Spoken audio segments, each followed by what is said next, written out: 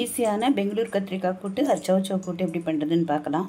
நான் ஒரு கப்பு பெங்களூர் கத்திரிக்காய் நறுக்கி அதில் உப்பு மஞ்சப்பொடி போட்டு கடலைப்பருப்பு ஒரு கைப்பிடி போட்டு வேக வச்சுருக்கேன். குக்கரில் 3 விசில் வச்சு துவரம்பருப்பு 1/2 டம்ளர் வேக வச்சு எடுத்திருக்கேன். இப்போ எப்படி பண்ணலாங்கிறத பார்க்கலாம். அடுப்பில் குக்கர் வச்சுருக்கேன்.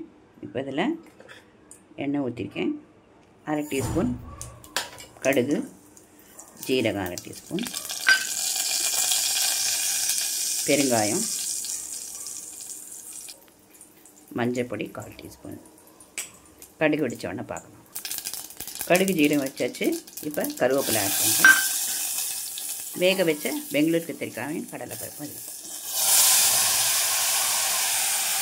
1/2 கப்பு வேக வச்ச துவரம்பருப்பு.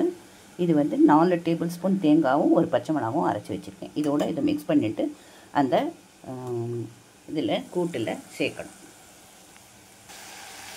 வேக வச்ச பெங்களூர் கத்திரிக்காயில் பருப்பும் தேங்காய் அரைச்சதும் விடுறது.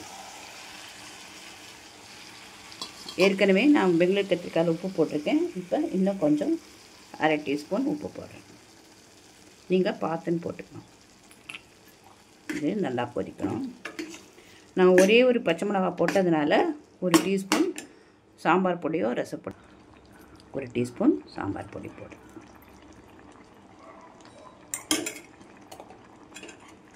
இது நல்லா கொதித்தோடனே நான் கொஞ்சோண்டு சர்க்கரை போடுவேன். உங்களுக்கு வேணும்னா போட்டுக்கலாம். டேஸ்ட்டாக இருக்கும்.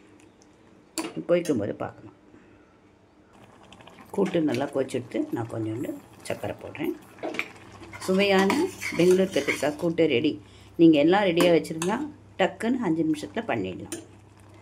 பருப்பை வேக வச்சு பருப்பும் பெங்களூர் கத்திரிக்காயும் ஒரே குக்கரில் வேக வச்சு எடுத்துகிட்டு தேங்காயை அரைச்சி வச்சு ரெடியாக வச்சேன்னா நிமிஷமாக பண்ணிடலாம்.